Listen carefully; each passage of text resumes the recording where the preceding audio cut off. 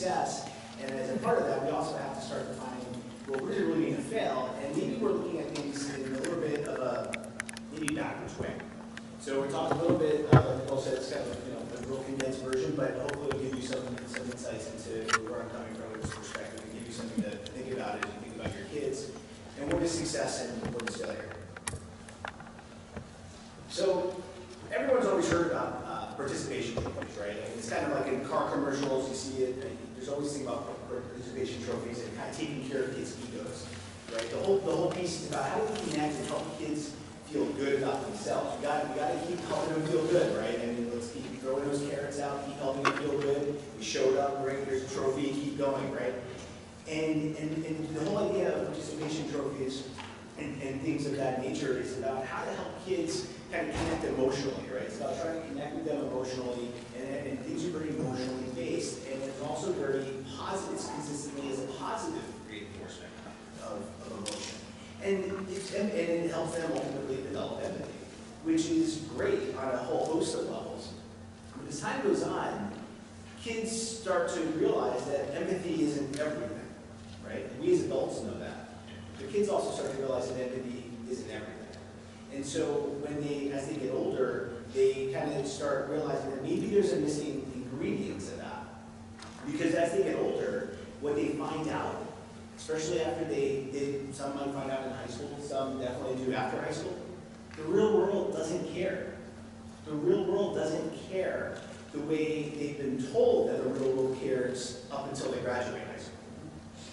So when the real world doesn't care, and kids, leave high school, they go to college, and their expectation is everyone's going to take care of me. Everyone's going to help me feel good. They're going to help me be successful. They're going to help me do all these different things. But then when they actually get into the real world, it doesn't work that way. And then kids are really surprised. They think, oh my gosh, how am I supposed to handle this? Aren't you going to help me? No, we're not. You have to do it on your own now. So this piece of transition that is helpful for kids to learn is about the development of grit. And grit essentially is a slow and delayed process. It's slow. Essentially what it means is that if you are working to accomplish a task and you fail, would you rather have someone come and comfort you, or would you rather look deep down inside of yourself and figure out how to motivate yourself to achieve it the next time? That's the difference. And when we talk about developing grit as a slow and delayed process, that's much more what life is. There is no instant gratification in life. There was a study that was done at Stanford back in the early 70s, and it was called the marshmallow experiment. I think it's a pretty cool experiment. And essentially what happened was researchers pulled in, preschool, toddler age kids, sat them at a table, and they put a marshmallow in front of them. And they said, here's the deal. Here's a marshmallow. I'm going to leave the room.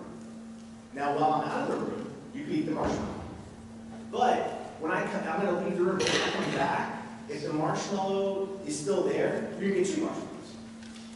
So researchers left the room. Some kids ate the marshmallow, some kids didn't eat the marshmallow, right? But what was really cool about the study is that they followed the kids over the next 30, 40 years and did a lot, and just to see, did it really matter? Did it really matter if the kids who ate the marshmallow, are they any different than the kids who didn't? Well, you know what? They are. They're tremendously different. The kids who didn't eat the marshmallow, the kids who delayed gratification, less incidence of stress, better physical health, better overall academic achievement, better life satisfaction, overall better happiness.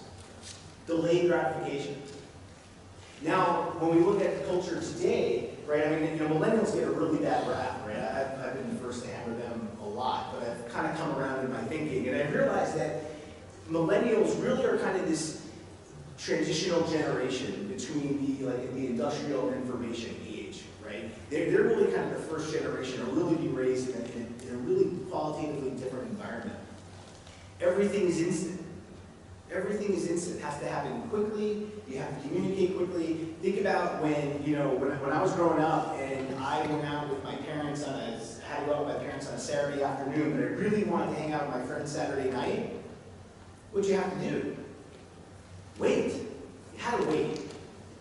And culture embedded waiting into day-to-day life in ways that it just naturally doesn't do now. Culture now is very quick, whereas culture before it used to be very slow. Now, it's not to say that culture now is bad, but it does make us have to think as parents about how can we embed this idea of delayed gratification into our kids, especially if we're going to teach how to help them have develop the skill of grit, which is tremendously influential to success. And because everything now is just so instant, it translates into their future, especially when it comes to college or future, right? And one of the things that comes up a lot, especially when it comes to let's say college application process, is that kids start thinking everything has to be quick and easy because that's how they grew up.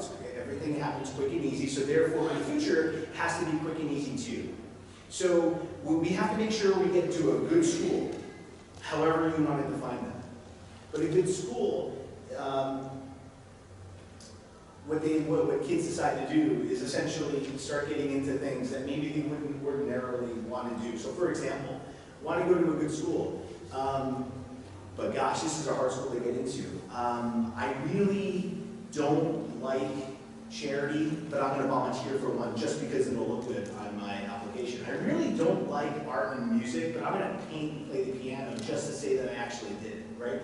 And so the idea becomes, this college application process becomes more like a combination log. Like if we just put enough numbers, enough choices down on this sheet, the person who's going to read it, I got to guess the combination somewhere. I got to have enough things. I'm going to hit enough buttons, and I'm going to be able to get it. But it has nothing to do with what they actually want to do. It has everything to do with this perception that if they actually go to where they're saying that they want to, this place that's so elite in their minds that they want to get to, suddenly it's going to equal a good future. That's why they're doing it. So you can change that. So the crazy part then is this. There was a study that was done by a Princeton University professor and a professor from the Mathematical Institute, and they did this really cool study. They compared kids, or adults at this point I should say, who went to what's considered an elite college, Ivy League, Stanford, Duke, those schools, and a non-elite college, everybody else, right? And they basically said, let's take these two groups of people graduate same years, and let's evaluate their incomes. And what they found was that people who went to an elite school made an average of 7% more money over the course of their careers than those who didn't. Okay, right, not all that surprising of an outcome. But what was really cool about the study is that they made an adjustment. They looked at all the kids who went to a non-elite school, but applied to, but did not attend an elite school. Applied to and did not attend. And what they found was that the income difference disappeared. No income difference. Well, why is that? Because the researchers concluded that at a certain point, the motivation and determination of the student is what determines their success, not the sort of data. Second study, about the likelihood of graduating with a STEM degree.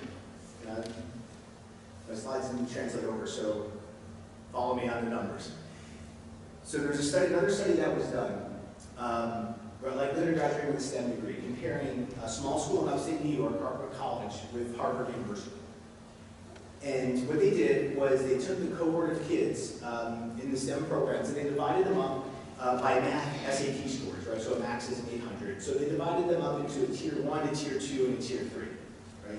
Tier 1 being the highest, tier 3 being the lowest. And they kind of broke it up. And at Harvard College, they had tier 1, tier 2, and tier 3. If you were in tier 1, you had a 55% graduation rate of a STEM degree. If you were in tier 2, you had about a 32% graduation rate of a STEM degree. If you were in tier 3, you had a 15% likelihood of graduating with a STEM degree.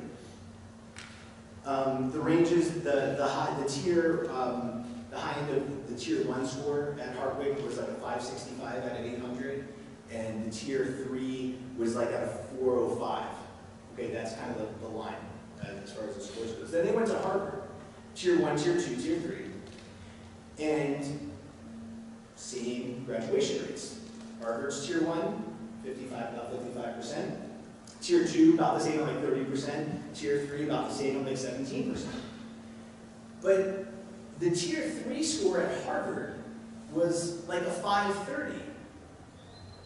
right? Now the tier 3 score at Hartwick was a 405, right? So when you look at the scores, you say, wow, this tier 3, and it was the kind of same distribution across the board. So you say, why is it that the kids in tier 3 at Harvard are graduating with a STEM degree at the same rate as the kids at tier 3 at Hartwick, when the scores are that much different? Clearly the kids at Harvard, just by the scores alone, you'd say are more capable. Well, the conclusion of the study is that when you feel stupid around the people around you, you're less likely to continue persevering through to achieve your goal.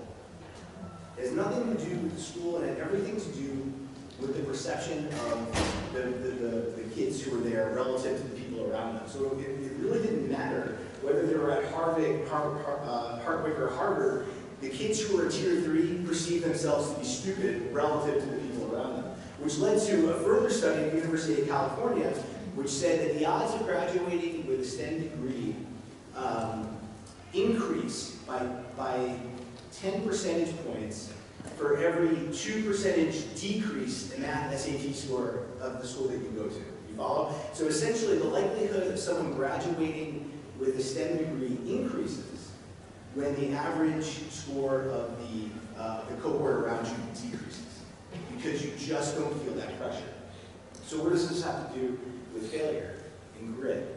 What it has to do is it all has to do with what are kids learning? What are they perceiving about themselves? The academic studies, the way the world works, everything is about the sensitivity. But what about kids being able to feel good about them? What are we doing as parents to help, to really challenge our kids? How often do we really tell them that they stink and help them through that? How often do we really tell them that we disapprove, or that things aren't okay, or that there is a higher expectation and a higher bar, and there's an expectation that they need to hit it? Because in the end, you know, kids are always extremely valuable to parents, right? Of course they are. They always will be, but they will not be valuable to the real world. And we have to set them up to succeed in that dynamic. Kids are going to be able, on one hand, they have to be able to set up to be successful, but they also need to understand that family is a safe place, and that it's better for them to learn these skills when they're at home, around the people who they trust and who love them, rather than learning in the real world where they can get chewed up, and no one's going to give them the second chances, and no one's going to want to spend the time to teach them. So that's our job as parents, I believe, and as educators in our systems, anybody who works with kids. It's our job to really work to build them up and at the same time knock them down when they need to be so that they can really be set up for success down the line. Thank you.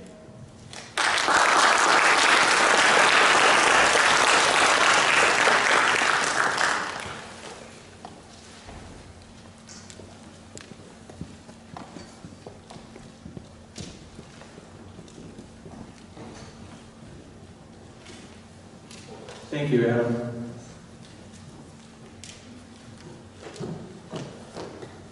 All right, it's a long walk up here. So, thank you again for everybody coming out tonight. My name is Corey Warden. I'm a licensed clinical professional counselor at Plainfield Counseling Center, located in Plainfield. And I have the distinct pleasure tonight of introducing our next speaker. Can I ask, if it's too much trouble, if we can kind of migrate closer to the stage if you're comfortable doing so? If you don't want to do it, that's fine, but if you want to migrate closer here. One of the things that we're going to be talking about tonight is mindfulness, and there's a lot of energy that goes into that, and a lot of that energy comes from the community and from the work that we do together as a group. So I think as we kind of want to pull that energy in tonight, that's why I'm asking. I'm not trying to call anybody out, so feel comfortable if you want to do that. So tonight I have the distinct pleasure of introducing the person I actually call my friend. I used to work with Todd. I had the pleasure of putting together a presentation with him on burnout and compassion fatigue and burnout in medical doctors at Edward Hospital. He works right now as a counselor and a behavioral health associate at Lyndon Oaks in Plainfield. Todd's a musician, author, speaker, counselor, and lifelong student of meditation. He works fervently to educate people and communities on the benefits of healthy and mindful living, and draws upon extensive and diverse experiences as a healthcare professional, national touring artist, and wellness presenter to connect and bridge cultures and point the way to a brighter future. That's a mouthful. It means an awful lot. Todd's an exceptional speaker. I love listening to what he has to add, and I really look forward to what he brings tonight. So please welcome Todd Fink.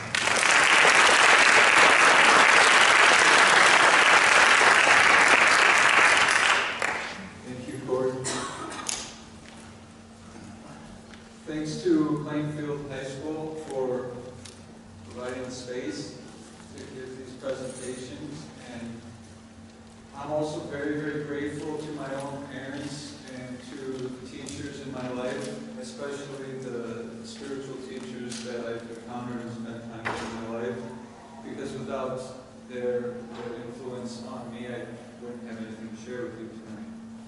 So tonight I want to just speak a little bit about three aspects of mindfulness and how they can be useful for you as a human being and as a parent. Those three qualities are intentionality, acceptance, and non-judgment. And I was talking to Adam about this. It's actually a lot easier to give a longer talk. When you give a shorter talk, that's the challenge, because there's so much to share with you in just a little bit of time. So I'll just give you the tip of the iceberg, and hopefully you'll have a lot of questions, because after this little piece of the evening, there will be a question and answer session. Today in America, there are over 40 million adults with anxiety disorder, making it the most common form of mental illness. And there's a lot of different theories about this stress epidemic. But one that's particularly fascinating to me is from evolution and evolutionary biology.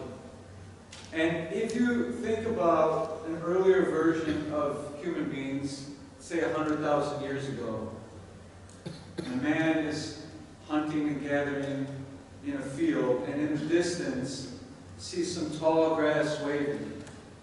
Well, most likely you're going to think that could be some kind of predator, and maybe I should get away to protect myself.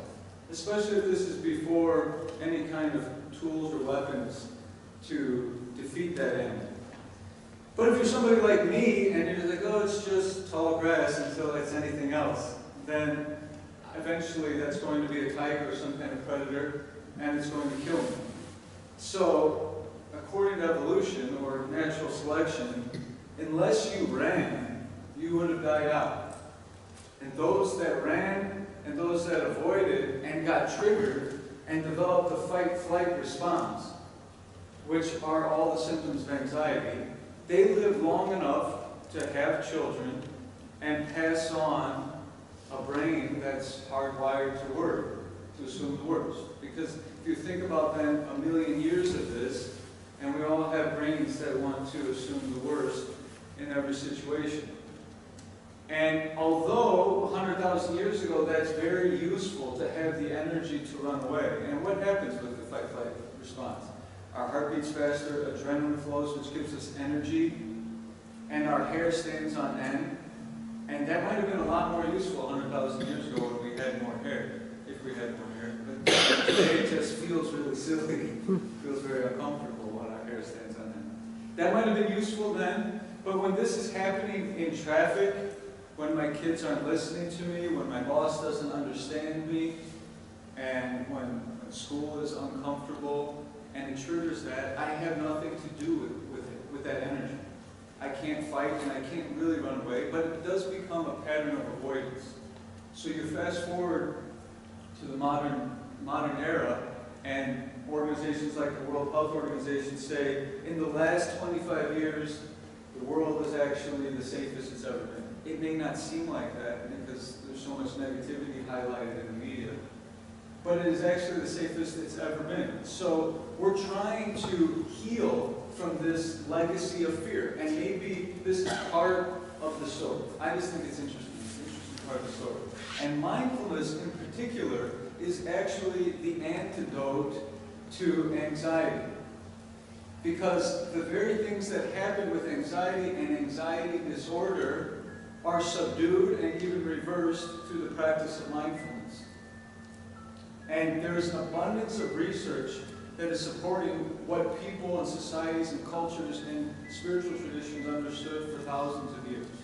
Now we have the research to support what is going on behind the scenes and what's happening in the brain.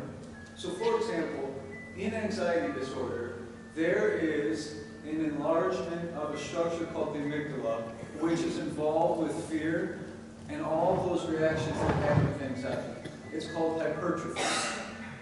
In PTSD, in depression, in anxiety, you will find this with magnetic resonance imaging. However, when you practice mindfulness, even for 8 weeks, Harvard researchers found that the amygdala reduces in size and has the effect of changing your levels of stress. After 8 weeks of practicing mindfulness, subjects will report, my life is less stressful, even though nothing has changed in their life and their circumstances are exactly the same. But what has changed? The perception. And now there is a neuroanatomical explanation for that change. One example is that the amygdala is changing in size. Another example is that the prefrontal cortex behind the forehead is getting stronger with the practice of mindfulness and mindfulness meditation. This helps with executive decision making. And for human beings, this doesn't fully develop until around 25 years old, and then it starts to naturally decline. In those who meditate or practice some form of mindfulness daily, it doesn't decline.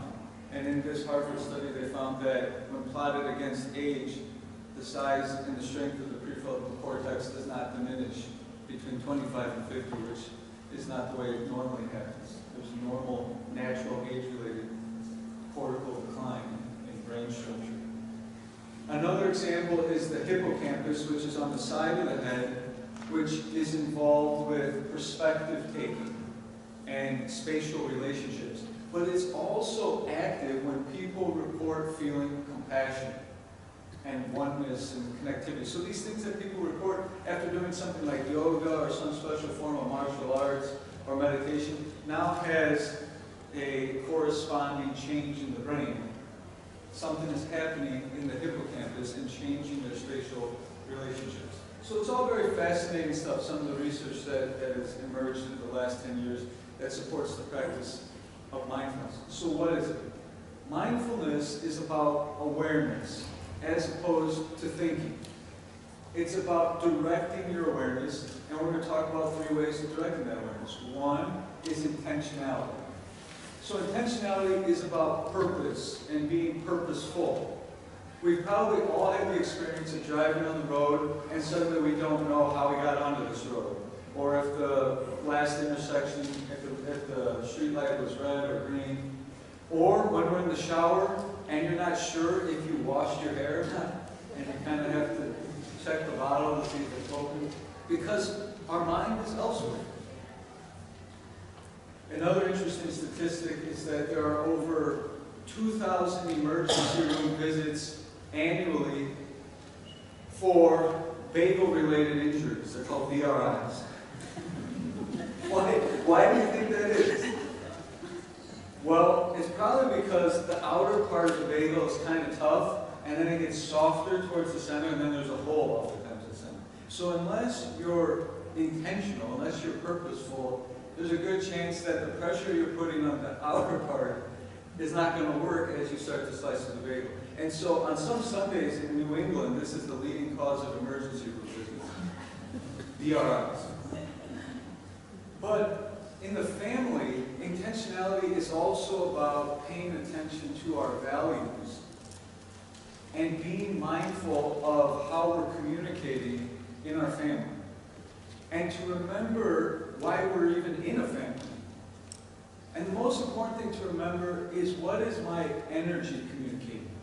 Because like Maya Angelou once said, people will forget what you said, they'll forget what you did, but they'll never forget how you made them feel.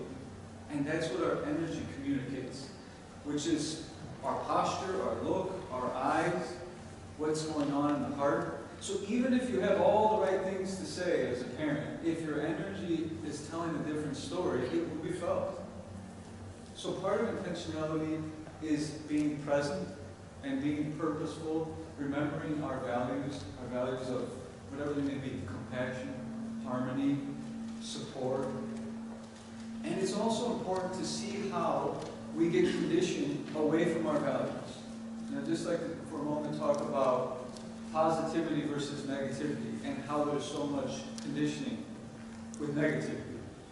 If you think of a child playing and is fairly content, what does the rest of the family do at that moment if it's a small child? This is the moment where, okay, I can go prepare dinner now, I can go get a few things done, he or she's fine. And on the other hand, when the child's playing alone and starts to cry or falls or something happens, that's often the moment where people in the family all come rushing in, pick up the child, it's okay, I'm here, what happened? So this sends a subtle but very powerful conditioning that, okay, pain, negativity, fear, unpleasantness, I get help. I build connection with my family. When I'm doing okay and I'm content, everybody goes the other way. And this gets reflected throughout our life. You can see it in so many activities, in so many situations.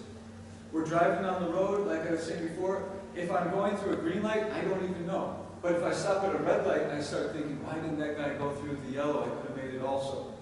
And this is going to make me late. And we go deeper into that negativity. So we get frustrated about the red light. When the green light happens, it doesn't even register as anything of significance. So consider this, that our subconscious mind doesn't really choose between positivity and negativity, but it makes a choice between shallow and deep. So for example, between deep resentment and shallow love, my subconscious will go for deep resentment. This is why I can process a hurt or a psychological wound over and over and over for the rest of my life, for years. But to keep loving you, I need continuous renewals and expressions of your love like every 3 days. To go on resenting somebody, I don't need any more support. I don't need any external support. But to go on feeling compassion for you, I need a lot of support for that. I need you to show it to me. I need it to be reciprocated. Right? And the only reason for this, in my understanding here, in this theory, is that there's not enough depth. So as a family, we have to practice going deep into these positive experiences, to connect deeply with contentment, to connect deeply with joy. The reason why we need so much support for that is because there's not the depth of experience. We have plenty of opportunities to see how deep people can go into negativity. You say something negative in this direction at the office, and you say something positive about someone else in this direction, we know which one will travel farther. So we're conditioned that way. And if you think about it, to go down takes no effort. To go up takes energy, takes intentionality. So that's one. 2, acceptance. Acceptance in mindfulness is about letting things be as they are. It's about letting go of our resistance, of our inner protest. It's about letting emotions be there, allowing them to be there, and also allowing things to go in their own way. And when we practice acceptance in this way, it leads to positivity. For example, if someone can do something or has something that I don't have or can't do, if I don't accept it, how do I feel? Jealous. If somebody has or does something that I can't do and I accept it, I can feel inspiration. If my situation in life is very uncertain and I can't accept that, my relationship's uncertain or my children's situation is uncertain, and I don't accept it, then I feel afraid and I feel frustrated. But if I accept that, I can feel curious. I can feel open. And And when I get better at this, I can feel adventurous even. So this is the power of acceptance, is that it really guides us forward. When somebody hurts me and I can't accept it, I feel resentment. And a bitterness builds up in my heart. But if somebody hurts me and I accept it, I can move towards compassion and forgiveness, which are powerful, positive emotions.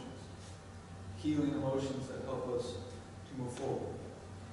The best analogy that I've been taught to understand how to practice acceptance is a monkey trap. The way I learned how some people catch monkeys in India. They have a jar with a narrow neck and a wider base. And inside that jar, they put something that the monkey likes peanuts. And in the night, monkey will come and put its hand in the jar, grab the peanuts, and then its fist can't fit back out to the bottleneck. But it will stay there, pulling and pulling until the hunter returns.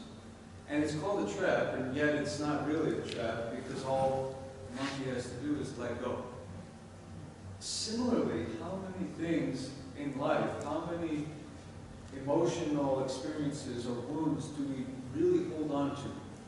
Or how many changes in life are we not ready to accept and we hold on because we had it, it was in my hand, or if only I didn't say that, or if only this didn't happen. Why did that person do that? So oftentimes when we get that insight, when we get that knowledge, we're looking back instead of looking forward. But use that knowledge, use the insight of what didn't work to build your future, not to dissect your past. Knowledge comes oftentimes at the right moment for us to build something special moving forward, and that's what acceptance is all about. Finally, non-judgment. When I make a mistake as a parent, that something doesn't work right, or I say something that is unhealthy, or doesn't inspire my child, or doesn't help my child to grow, and I have the thought, I'm a terrible parent, I get stuck, because if I'm a terrible parent, there's no point in becoming a better parent, because I'm just fundamentally no good. So instead of judging oneself, we try to judge or understand descriptively the situation or the action and to learn from that. It's the same with others. When somebody cuts me off on the road, I think, what a jerk or what an idiot driver. Instead, I can look factually at the situation, describe it, and I can choose my response. And so non-judgment helps us to grow in patience, detachment, and openness. And opens us up to experiences like gratitude. Because once I'm open, I can grow from all different kinds of experiences, not just positive experiences. We're so quick to judge anything that is unpleasant in the present moment as bad. This is awful. This sucks. I can't take this right now. This is too much. It's always something. Story of my life. These are all examples of judgments, of judging our situation, before we really know what it all means in the bigger picture. I'll share with you a short story that I think illustrates this pretty well. There once was a king. Corey loves this story, so I'm sure. There once was a king, and he had a minister who was known for his immense gratitude. And the legend has it that he coined the phrase, thank God or thank goodness. But this minister would use that expression for anything, even for unpleasant experiences. So when he got sick, he would say, well, thank God for this illness. It's helping me appreciate my health more. Or it's reminding me to take better care of my body. So like this, he taught the kingdom about the power of gratitude. And everybody loved him, especially the king. And one day, the king and the minister, the two of them alone, went hunting in the jungle. And the king spots a deer, and he pulls an arrow out of the quiver and lines it up. And before he fires the arrow at the deer, he cuts his hand on the feather of the arrow.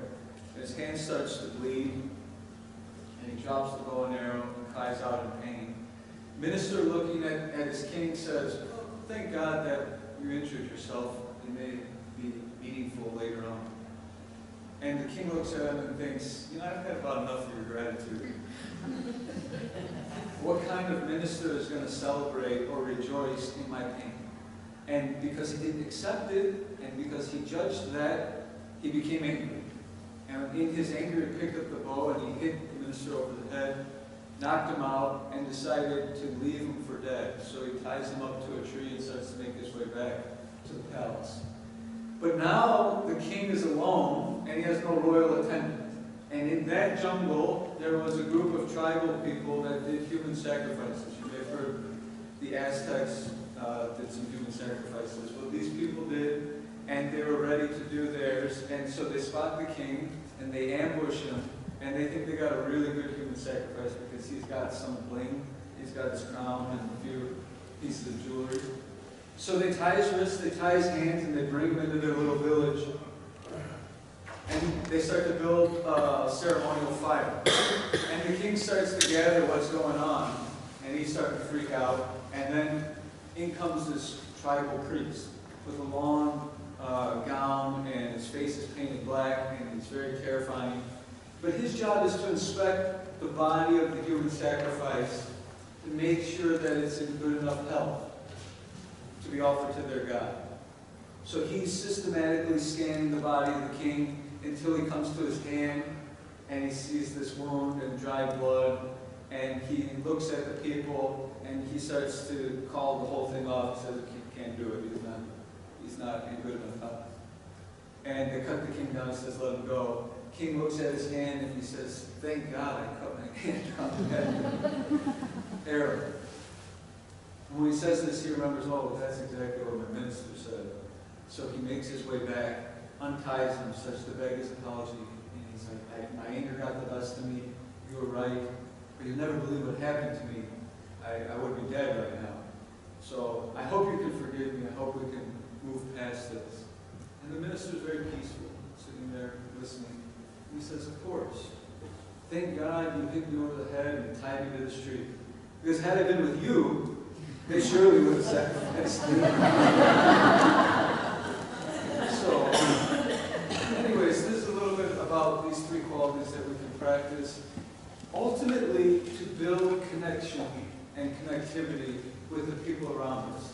Our presence alone and the energy that we bring by just being there is so powerful and so healing for our families. And it is very challenging in this day and age with all the myriad of distractions. So it's going to take a concerted effort if we really want to make time to connect and to be present. I think we have a bias in all of us that I should be doing something, or I should be useful to my child, or I should have the right thing to say here. Sometimes it's just about letting the people in our life know, I'm here. I'm here. I don't know what the answer is, but I'm here for you. I'm present. You have my awareness. You have my attention. And a little bit will go a very long way. To conclude, I'd like to practice a mindful activity together, just some mindful breathing. So if you could set your things down for a moment. And sit fairly straight, but sit comfortably. I'd like to invite you all to close your eyes with the understanding that we are in a safe place. We're all friends now. And you can start to breathe through your nose, both in and out, as long as you can. You can breathe through your mouth if you have some obstruction. And try to start to regulate your breath by making both your inhalation and exhalation a little deeper. Try to breathe in until you feel your lungs fully filling up, and then exhale and feel like your lungs are empty.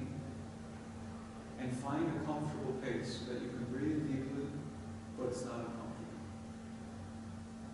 Then the next thing that I ask is that you give a little pause between inhalation and exhalation. Again, a little pause between exhalation and inhalation. And start to notice something.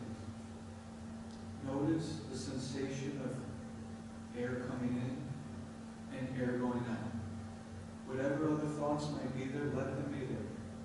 Don't have to wrestle with them, just notice your breathing. Pay attention to the sound. try to notice that it's kind of like waves at the ocean. Similar sound comes in, it goes out. It's very peaceful. And finally, because we're holding in between for a moment, notice that it's very enjoyable to inhale and take in new life, new energy. And it's also enjoyable to exhale carbon dioxide and to relieve the waste. Pay attention for a few moments.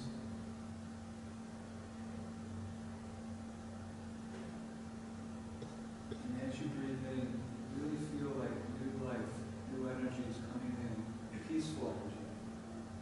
And as you exhale, try to feel like all of the stress, all of your worries, all of your fears are going out.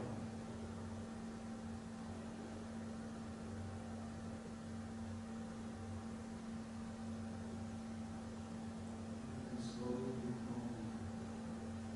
When you feel ready, you can open your eyes and go back to the room.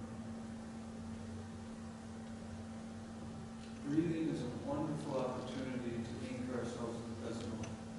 We need 4 things to survive every day. We have to eat, drink, sleep, and breathe. These first 3 we enjoy immensely. Our lives are planned around the first 3. What are we going to eat? What are we going to eat? What are we going to eat? And sleeping, I need my pillow, I need this mattress, I need this blanket, I need this amount of light. So much planning, so much thought. And then breathing. We don't really think about it. And in my opinion, it's only because it happens so much we take for granted. We eat a few times a day, we drink several times a day, we sleep once or twice a day, and believe it or not, we breathe on average 21,600 times a day. So over 20,000 opportunities to feel what you just felt, to center yourself before you go to talk to your children, before you talk about challenges in the family. And that's always there for you. So if you take that moment, make it a ritual. I do it in the morning to set the tone for the day. I do it at night to close my day peacefully and to prepare me for sleep. If you only had to breathe once a day, I bet it would be as joyful as the other 3 things. We probably plan our life around it. You want to meet me in the park and take a breath after this? No, we already did it with the kids this morning. So if you have questions, there'll be an opportunity later. It was very nice to be here with you all tonight. Thank you.